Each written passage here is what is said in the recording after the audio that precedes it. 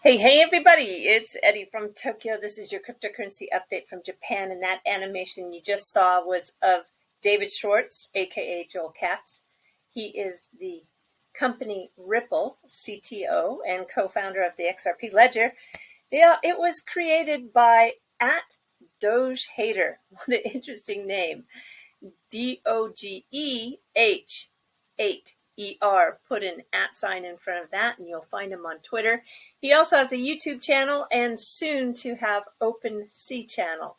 Yeah, there is just so much talent, and since NFTs have become so popular, my Twitter feed looks like an art museum every day.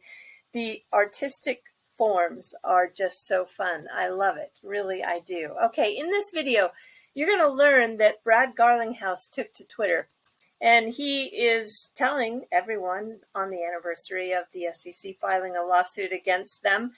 He tweeted out that 2021 was XRP's best year ever, notably on-demand liquidity, that would be ODL, now accessible in 20 countries with transactions accounting for 25% of the total dollar volume. Yeah, we have a long ways to go still to have an impact on that circulating supply, but it is going in the right direction. Okay, DeFi. Boy, I'll tell you, DeFi is going to be in the tens of trillions of dollars. This is according to Jihan Wu. He gave a very rare interview. He says that even if 95% of today's coins lose their value and disappear, the remaining 5% will grow massively. Jihan was formerly with the mining giant Bitmain, which had a market share of 75% of the mining rigs at that time. He's a billionaire. He has stepped away from that role and now has 2 spin-offs in Singapore. If you've been in this space a long time, you can remember the drama that occurred. But wow, I was surprised to see this interview. It really is rare. All right, there is a new decentralized finance token. This is interesting. This is coming Q1 2022. It's called Songbird Micro. It is collateralized by Songbird. This is great because this is the kind of thing we need to see to have the Songbird platform get longevity and support to be maintained. Like the Kusama network that is there for Polkadot, it is maintained and it is nurtured, and there are projects launching on it. Some of them stay, some of them then use it just as a test net. But I'm really happy to see that there is going to be a token on there that will allow us to earn yield and provide this unique arbitrage opportunity. I'm telling you, participation in DeFi is going to be a serious way to build wealth. Now, I was wrong yesterday. I'm so sorry. I had said that the BTC markets in Australia was going to participate in the solo airdrop. No, they were explaining that they were not going to participate in the solo airdrop. I'm so sorry. We do have a new graphic by @Stedas, STEDAS on Twitter, just in the last hour. And you can see there's a fair amount of people that are going to participate. Those exchanges really all over the world. I was really happy to see BitCub down here. That is, of course, now it's in Thailand, but it has been, the majority stake has been taken by the Thai bank that is a RippleNet partner, Siam Commercial Bank. And I'm just really happy to see that this is those that are participating here. There's a message behind every single raise your hand and say, yes, I'm going to participate. So anyway, that was a pleasant surprise for me to see. All right, looking at the market, we've got a mixed market again. BTC at the time of this recording is 48,450. XRP at 96 cents. It did go hit over the dollar mark today, but it is backed off just slightly. Many of the alts look like they want to take this break out of the sideways movement that Bitcoin has been doing for a while. They want to go to the green. And in that top 100 by market cap, we have Near Protocol trading at $13.46, 25% up. It's in the number one position as far as being a gainer. It's a community-run cloud computing project. Also, LivePeer trading at $46, up 19%. It is a decentralized video streaming network, an interesting project. And then Aave, I can't believe it, up now to $234. In the last 24 hours, it's up 15%. That is a DeFi token that is all about lending and borrowing crypto. That's your three big gainers for the day in the top 100 by market cap. All right, today I was invited to Jeff and Chip's channel. Oh, that's a funny face of mine. Where they had a blockchain backer, Jungle Inc., James Rule XRP, Tom Earhart, and attorney John Deaton. And I was able to ask two questions. This is the second question that I asked, which was kind of just came to my mind as we got into the conversation. And it is, I think, for the sleuths on Twitter, this is really important for you because, just have a listen to what John says we need to focus on here. That the sleuths could find that could help you with the recent changes that have come to light. Is there any one direction that you would point those sleuths to look for? No, it's a great question, and like I wanted to give, I get a lot of the credit because I'm obviously Mika's counsel, and if I'm on a podcast, it's me on the podcast, not the whole community, but I just want to make sure everybody knows how appreciative I am of everyone in this community as well. And so I tweeted something out today where a Bitcoin maxi had tweeted out something about JP Morgan being heavily involved in Ethereum at the beginning. And so that's an area that I think is right. And I tweeted out that this area, and what exactly is that involvement? Who was involved? Because as we all know, a big part of the insider dealing is that Joe Lubin constantly would say XRP is not a competitor to Ether, and Ripple's not a competitor to Consensus, and all of this. Yet we know that 2 months before the lawsuit in August of 2018, or a little more than 2 months, Consensus and JP Morgan's quorum. There's all that purchase and that merger. We know that Jay Clayton's law firm, Sullivan and Cromwell, brokering that deal between JP Morgan as lawyers and Consensus. And we all know from that World Economic Forum document where JP Coin is listed as a potential competitor to the XRP. So I think that's an area, and each day, as you say, Eddie, we learn something more. And this isn't going to get turned off. This isn't going to get turned off, no. And I found something just so we can at least put this to rest. There's confirmation here that Consensus, which was founded by Joe Lubin, has a household name, as they call it, and it is the JP Morgan settlement coin. Absolutely competition to XRP. And what you want to hear here in this short clip is that Consensus, they run that protocol for them. They run the protocol for JP Morgan and the JP Morgan settlement coin. We're going to put that to rest. And then all the other sleuths should then try to go back and find out exactly who was involved at the time Hinman gave his speech in June 2018. All right, just have a listen to this. This is Caleb Silver, and I'm going to bring him up also in just a moment after this clip. He is the editor of Investopedia. All right, have a listen here. But there is no question that digital ledgers and the blockchain technology will underlie most of the way we interact with money in the future. It's already happening, and Lex Sokolin has been in the middle of it all along, and he joins us now on the Express. Welcome, my friend. Thanks so much for having me. You're the global fintech co-head at Consensus now, which is a blockchain software company. Tell us what the company does and what you do for them. Absolutely. So Consensus is at the heart of the Ethereum ecosystem. It was founded by Joe Lubin, who is a co-founder of the Ethereum project. And so we build on top of the primary programmable blockchain out there.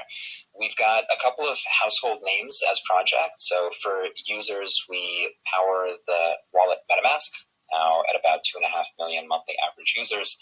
For developers, we build protocols, we provide APIs through companies like Infura and Quorum. And so if you're thinking about how does the JP Morgan settlement coin work, we run that protocol for them. So that podcast was that of Caleb Silver. He's the editor-in-chief at Investopedia. He's been there since 2016 in that role. And I just want to show you something because since he is the editor-in-chief, I would imagine he is responsible for everything that gets posted on the Investopedia website. Now, this is something that was brought to my attention by one of my Patreon members. And okay, so we're going to get down to it. It actually was updated by Adam Hayes here. It was reviewed by Julius Mansa, and it was then fact-checked by Pete Rathburn. Okay, but I would still think an editor-in-chief signs off on everything. And what I am trying to just point out here is this is a source that I really used to think was reliable. Here we have the 10 most important cryptocurrencies other than Bitcoin. And when we take a look at the list, let me get rid of this here for a second. When we take a look at the list, you can see that Ether, Litecoin, Cardano, Polkadot, Bitcoin Cash, Stellar, Dogecoin, Binance Coin, Tether, and Monero are the top 10 that they list. Now, there is also some honorable mentions, and it is Solana, Avalanche, USD Coin, Chainlink, Algorand, Polygon, all good ones. VeChain, Tron, Ethereum Classic, Zcash. This one is unusual to be on that list just because they've had some 51% attacks.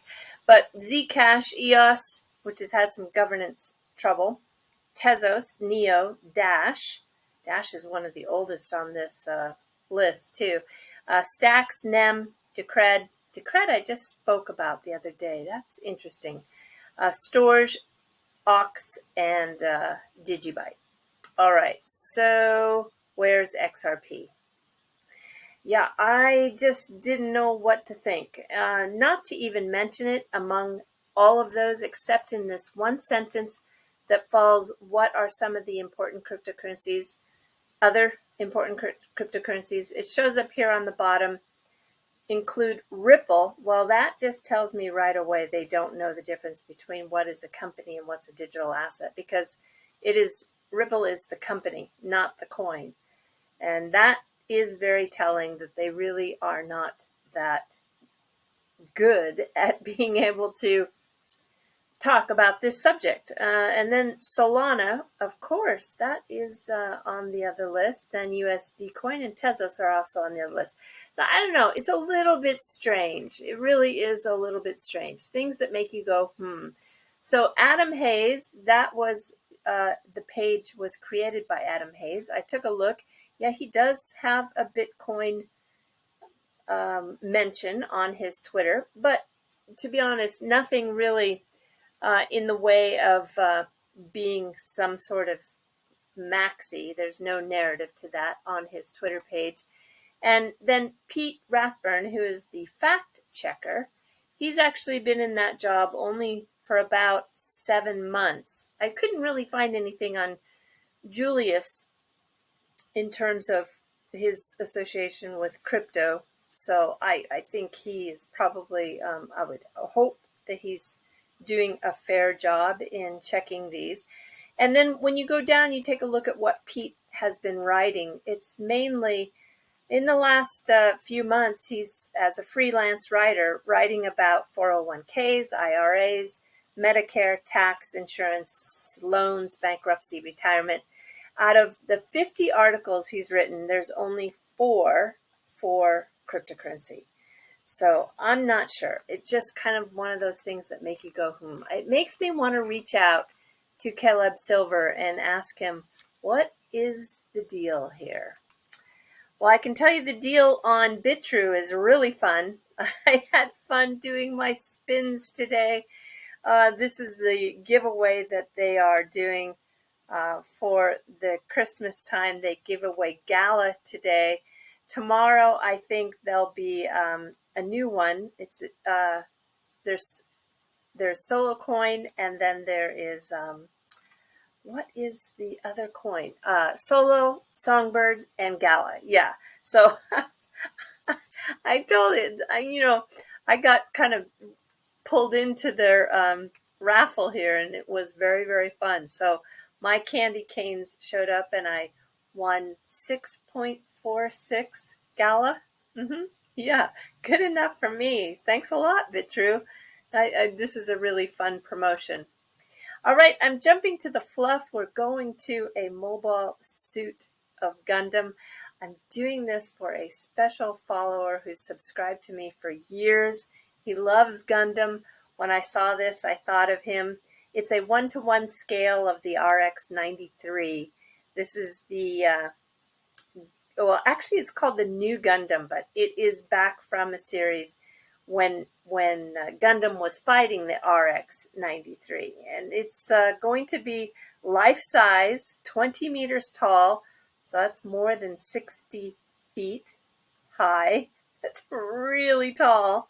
It'll be placed there in April 2022.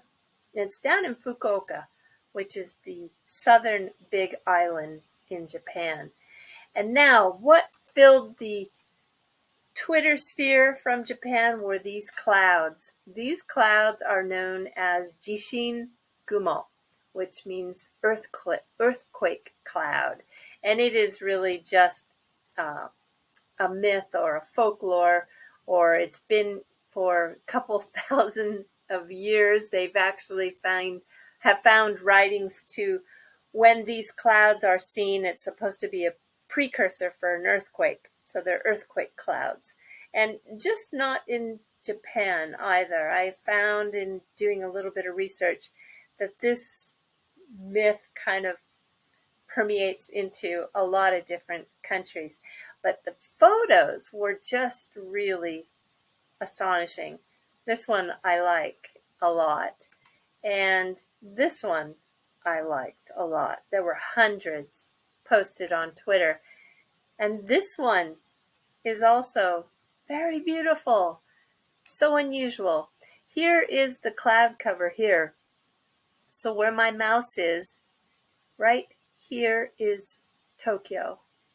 And if we come down south, the start of that cloud stretches from Shikoku all the way across Okayama and Fukuoka, and look at touching South Korea towards mainland China. You've got Taiwan down here, the Okinawan Islands here, so it gives you some sense of the geography. But look how long it is. Very, very, very long. And the most beautiful of all was this one. How pretty. All right, everybody, do take care. Sayonara for now. Bye-bye.